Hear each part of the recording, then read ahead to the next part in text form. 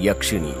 मुझे नहीं पता कि कोई रात इतनी अंधेरी भी हो सकती है जितनी वो रात थी, जब जंगल के सन्नाटे के बीच वो घर अकेले ही सांसें थामे खड़ा था, जहां पिछले 1 महीने से बहुत ही अजीब अजीब सी चीजें घट रही है। जैसे ही आधी रात गुजरती, इस घर की लाइट्स अपने आप ही थरथराने लगती, घर के अंदर से बच्चे के रोने की आवाज आने लगती और बाहर जंगली भेड़िए और कुत्ते भी हरकत में आ जाते। चमगादड़ों का झुंड घर के चक्कर काटने लगता और कांच खिड़कियों से ऐसे टकराते जैसे घर के अंदर घुसना चाहते हो।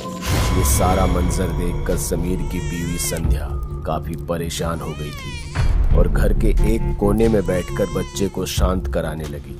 पर उसे समझ नहीं आ रहा था कि आखिर ये सब रोज क्यों होता है और उस वक्त ही क्यों होता है जब उसका पति उस घर के तहखाने में जाता है। आखिर क्या करता है वो वहाँ, जहाँ से लौटने के बाद पूरे दिन सोता है और फिर रात को 2 काली मुर्गियों के साथ तहखाने में उसी कमरे में चला जाता है। उसे तो ये तक देखने की फुर्सत नहीं कि उसका बच्चा पिछले 1 हफ्ते से बुखार में तप रहा है। ये सब सोचते हुए संध्या अपने बच्चे को बेड पर सुला देती है और आज खुद तहखाने में उस कमरे तक पहुंच जाती है। भले ही समीर ने मुझे इस कमरे के आसपास टिकने से भी मना किया है, पर आज तो मैं ये पता लगा कर ही रहूंगी कि आखिर करता क्या है वो पूरी रात इस कमरे में। खुद से इतना कहकर संध्या ने जैसे ही दरवाजा खोलने के लिए हाथ आगे बढ़ाया कि अंदर से एक तेज आवाज आई, रुक जाओ संध्या। ये समीर ही था जो कमरे के अंदर चीखा था। उसकी आवाज भर से संध्या ने सहम कर अपने कदम पीछे खींच लिए थे। चुपचाप ऊपर चली जाओ और दोबारा नीचे मत आना। समीर के तीखे लहजे ने संध्या के दिल को तोड़ दिया। वो रोते हुए ऊपर आ गई और बुखार से तपते अपने बच्चे को सीने से लगाकर रोने लगी। मुझे नहीं पता तुम क्या कह रहे हो समीर। माना कि हमारा सब कुछ छिन गया, पर इसका मतलब ये तो नहीं कि तुम अपनी बीवी बच्चे को ही भूल जाओ। क्या इसी दिन के लिए मैंने सबसे लड़कर तुमसे शादी की थी? खुद से ही सारी बातें कहते हुए संध्या और तेजी से रोने लगी। उधर तहखाने के कमरे में बंद समीर काले फर्श पर बने गोल घेरे के अंदर अर्धनग्न बैठा हुआ था। उसके सामने 2 बेजान और लहूलुहान काले मुर्गे पड़े हुए थे। एक थाल में सिंदूर और सामने अष्ट ज्योत जल रही थी और वो किसी तंत्र साधना की तैयारी में लगा था, जिसके बारे में संध्या को भनक भी नहीं थी, बल्कि उसके मन में अनगिनत सवाल थे कि आखिर समीर उस कमरे में करता क्या है और क्यों। इस घर में आने से पहले वो बिल्कुल ठीक था, तो फिर अब क्या हो गया उसे। दरअसल जंगल के इस घर में समीर लेनदारों से बचने के लिए छुपा हुआ था, जो उसकी जान के दुश्मन बन गए थे, क्योंकि समीर ने अपने बिजनेस के लिए कई लोगों से करोड़ों रुपए उधार लिए थे। पर फैक्ट्री में आग लग जाने की वजह से उसका पूरा बिजनेस ठप हो गया, जिसके बाद अब उसके अकाउंट में सिर्फ नाम के पैसे बचे थे, जिससे उसका खुद का घर चलाना भी काफी मुश्किल हो गया था। इसलिए वो सबकी नजरों से छिपकर अपने घर में ही दुबक कर रहने लगा। लेकिन धीरे धीरे सभी को उसके घर का ठिकाना पता चल गया और फिर रोज कोई ना कोई उसके घर पर आकर उसे धमकी देने लगा, जिससे परेशान होकर वो एक रात शमशान पहुंच गया, जहां कुछ अघोरी अधजली लाश से मांस के लोथड़ों को नोच रहे थे। ले मांस खाएगा? नहीं। तो घूर क्यों रहा मूर्ख? चल आगे निकल। मुझे अघोरी नंदा से मिलना है। वो उधर पीपल के पेड़ के पास साधना में लीन है। चल जा। अघोरियों से अघोरी नंदा का पता जान समीर सीधा उसके पास जाने को चल दिया। उसके पास जाते ही समीर हाथ जोड़कर उसके सामने खड़ा हो गया, पर उसने अपने मुंह से एक शब्द भी नहीं कहा, क्योंकि जिस दोस्त ने उसे वहां भेजा था उसने उससे कहा था कि उनके पास कुछ कहने की जरूरत नहीं है। इसलिए समीर भी चुपचाप अघोरी को निहारने लगा, जो इस मुद्रा में था मानो जैसे कि वो किसी से सवाल कर रहा हो, और फिर वो ऐसे चुप हो गया जैसे किसी की बात सुन रहा हो। पर समीर को वहाँ उस अघोरी के अतिरिक्त और कोई दिखा ही नहीं। ज्यादा सोच मत बच्चे, तो उस दिव्य शक्ति को नहीं देख पाएगा। किसे बाबा? यक्षिणी। मैंने कई यक्षिणी को सिद्ध किया है, जो मेरी हर मुश्किल में साथ देती है। मतलब यक्षिणी के पास हर समस्या का हल होता है? निसंदेह, वो चाहे तो तेरी हालत को पल में बदल दे। अगर ऐसा है तो मुझे एक यक्षिणी दे दो बाबा, मैं इस वक्त बहुत मुसीबत में हूँ। समीर की इस बात से अघोरी नंदा क्रोधित होता हुआ बोला, अरे मूर्ख, यक्षिणी मिलती नहीं, उसे साधना पड़ता है, और तुझ जैसे सामान्य आदमी के लिए ये संभव नहीं। बाबा जी, एक लाचार इंसान जिसके पास अब खोने के लिए कुछ नहीं बचा है, वो किसी भी हद से गुजर के असंभव को संभव कर सकता है। आप बस बताइए कि साधना कैसे करनी है। बहुत कुछ है खोने के लिए तेरे पास, बीवी और बच्चे, इसलिए भूल जा ये सब और उनके बारे में सोच। सिर्फ सोचने से कुछ नहीं होता है बाबा। अगर यक्षिणी की वजह से सब ठीक हो जाएगा तो वो भी खुशी ही रहेंगे। आप बस मुझे यक्षिणी की साधना का मार्ग बताइए। ठीक है तो सुन, यक्षिणी की साधना 40 से 50 दिन की होती है। इस साधना को रात को बंद कमरे में या शमशान घाट में कर सकते हैं। जिस भी कमरे में यक्षिणी की साधना करेगा, ध्यान रहे कि साधना पूरी होने तक परिवार का कोई भी सदस्य उस कमरे में ना आए, और उस दौरान तू किसी भी मंदिर में नहीं जा सकता है, और उस कमरे में किसी भी देवी या देवता की तस्वीर भी नहीं होनी चाहिए। और जिस दिन तेरी साधना का अंतिम दिन होगा, उस दिन यक्षिणी साक्षात सामने प्रकट होगी। पर ध्यान रखना, यक्षिणी को पत्नी या प्रेमिका के रूप में कभी भी सिद्ध मत करना, वरना तेरी बसी बसाई जिंदगी जहन्नुम हो जाएगी। इसलिए यक्षिणी की सुंदरता के मोह में फंसे बिना उसे माँ या बहन के रूप में साधना। अघोरी की बात सुनकर समीर कुछ सोचने लगा था, और फिर उसके ख्याल में अपना जंगल वाला घर याद आता है, जिसके बारे में किसी को पता नहीं था। इसलिए बिना किसी रोक टोक शांति से साधना करने के लिए वो जंगल के घर का तहखाना वाला कमरा चुनता है। और आज उसकी साधना का आखिरी दिन है, इसलिए वो सारी तैयारी करने के बाद आंखों को बंद करके मंत्र बुदबुदाने लगता है। ओम ह्रीं यक्षिणी आगच्छ स्वाहा, ओम ह्रीं यक्षिणी आगच्छ स्वाहा,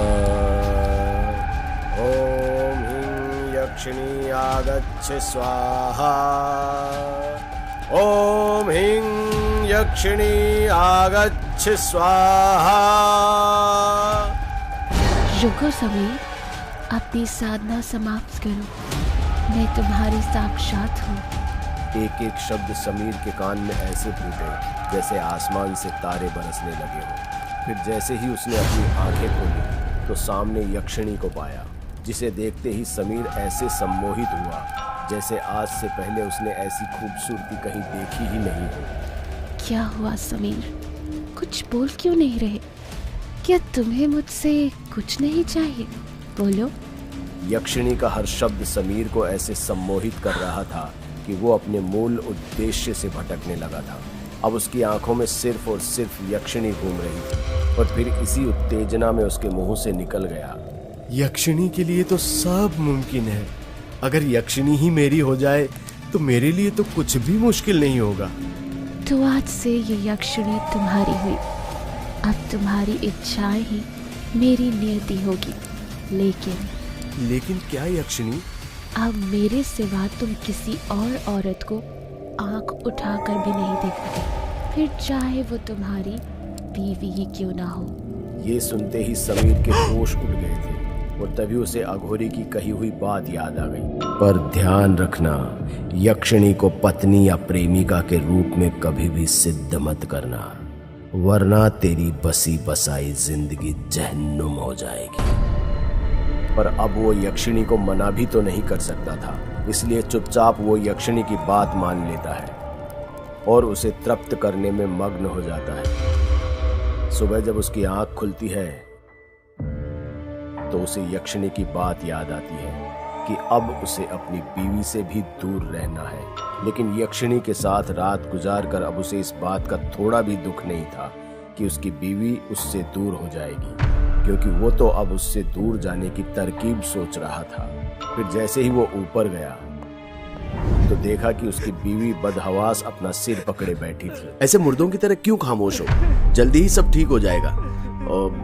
और सुनो, मुझे तुमसे कुछ बात करनी है। अब हम दोनों साथ। तुम्हारे शेयर्स के दाम रातों रात 100 गुना बढ़ गए। लेनदारों का फोन भी आया था कि अब उन्हें तुमसे पैसे नहीं चाहिए, तुम उसे अपने बिजनेस में ही लगे रहने दो। क्या बात कर रही हो? सब ठीक हो गया, बिल्कुल पहले की तरह। देखा, ये मेरी साधना का नतीजा है। एक बात और, अब हमारा बच्चा इस दुनिया में नहीं रहा। संध्या के मुंह से ये शब्द सुनते ही समीर के कदम लड़खड़ा गए और वो अपने बच्चे की तरफ बढ़ा, जो अब बेजान बिस्तर पर पड़ा था। समीर के लाख बुलाने पर भी वो नहीं हिला। क्या हुआ इसे? कैसे हुआ? मेरे बच्चे को संभाल कर भी नहीं रख पाई। किस तरह की औरत हो तुम?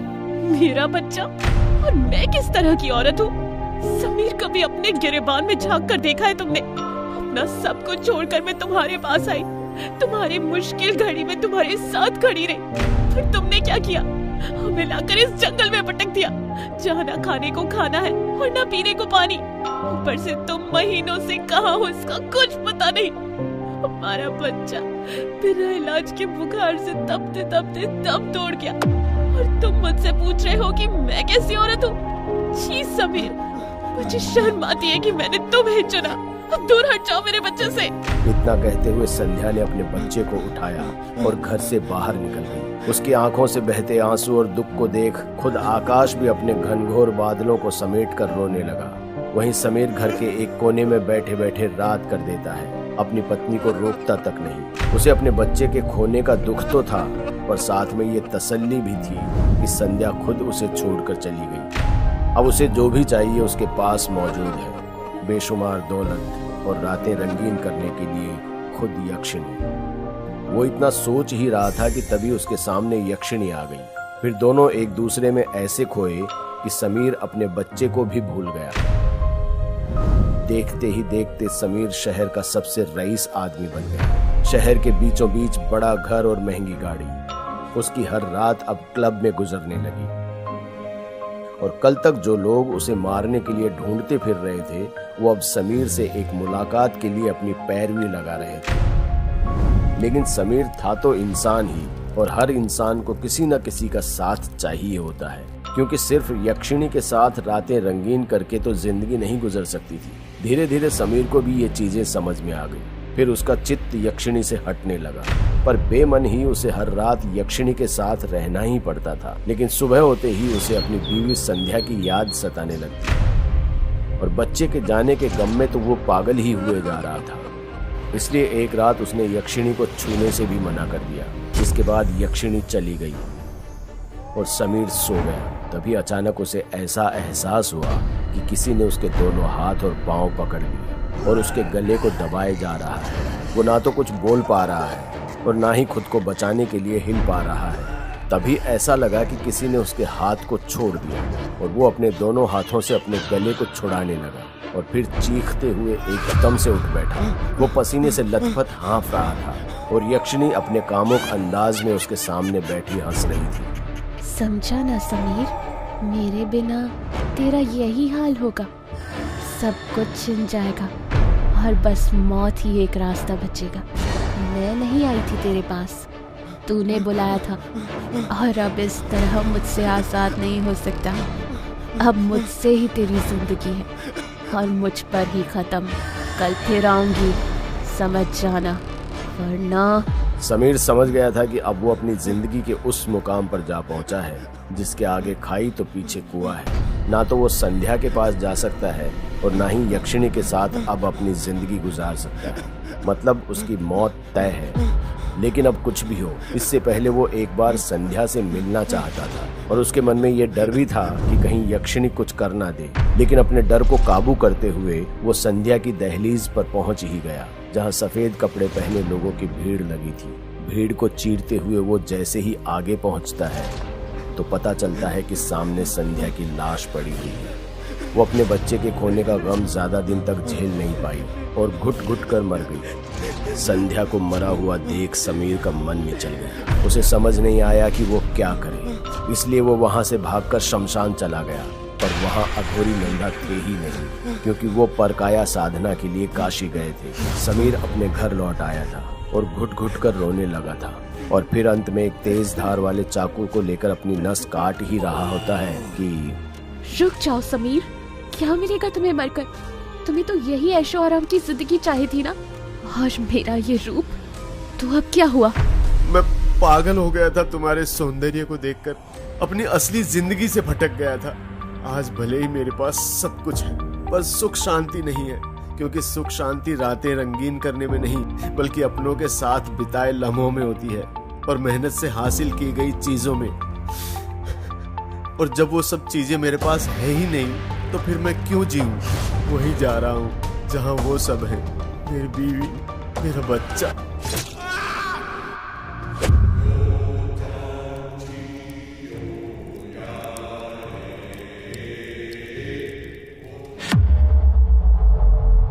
दोस्तों, अगर आपको हमारी कहानी अच्छी लगी हो तो लाइक, कमेंट और शेयर जरूर करें। साथ ही रेगुलर अपडेट के लिए चैनल को सब्सक्राइब करें। और अगर आपके पास भी कोई डर से भरी दमदार कहानी है तो भेजिए हमारे मेल एड्रेस पर अभी।